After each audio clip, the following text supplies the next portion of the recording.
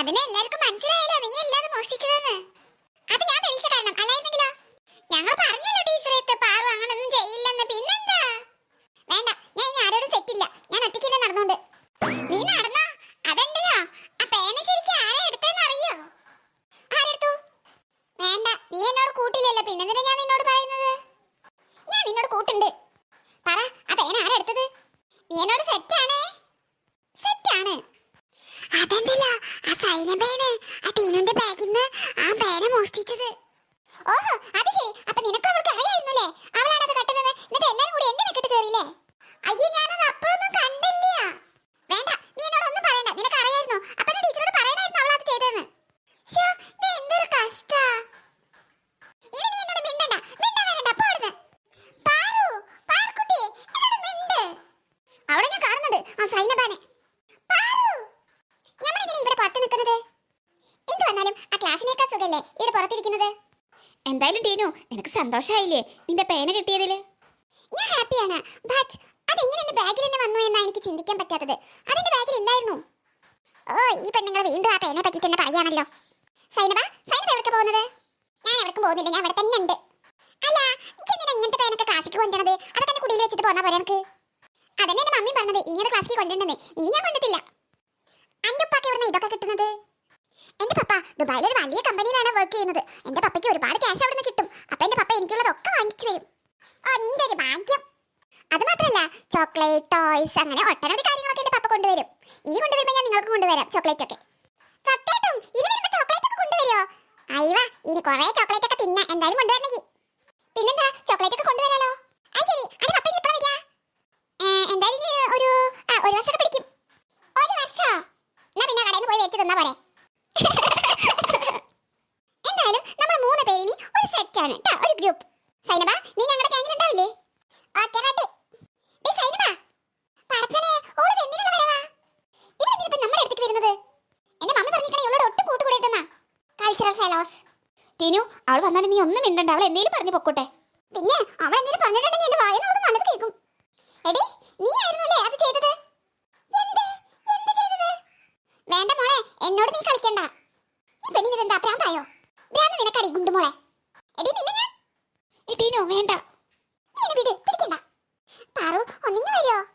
എന്താ ഇതെന്താ നീ പറയുന്നത്? പാറു പ്ലീസ്, എന്നോട് ക്ഷമിക്ക് പാറു.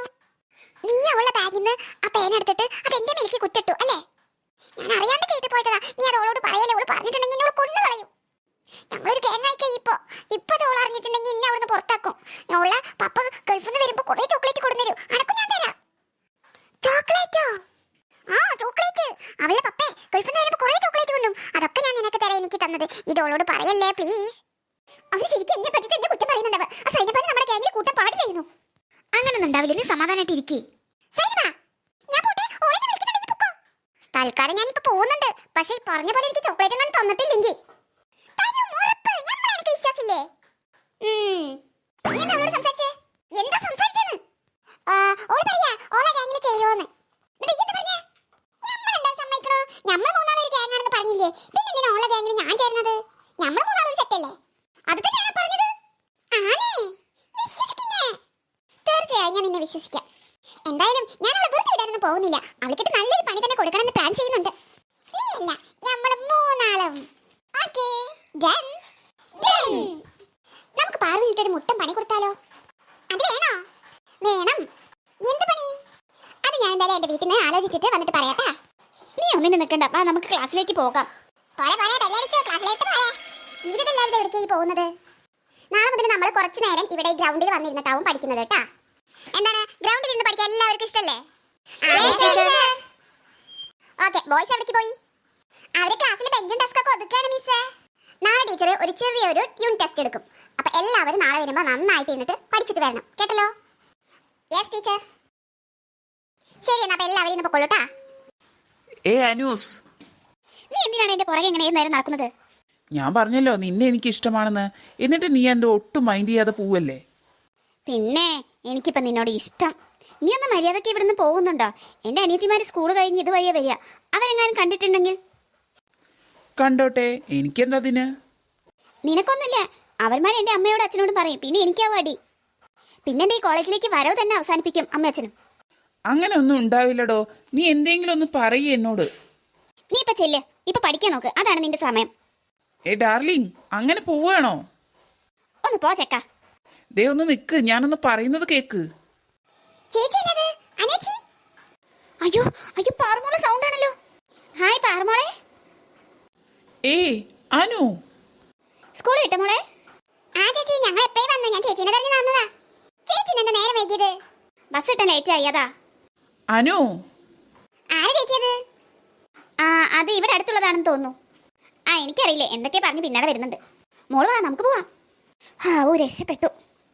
അങ്ങനെ വരാൻ വഴിയില്ലല്ലോ, പരിചയമില്ലാത്ത ഒരാള്. ഹായ്. അനൂസിന്റെ അനിയത്തിയാ? അതെല്ലോ. നമുക്ക് പിന്നെ കാണാട്ടോ. നിന്റെ ചേച്ചിക്ക് എന്താ ഇത്രക്ക് ദേഷ്യം?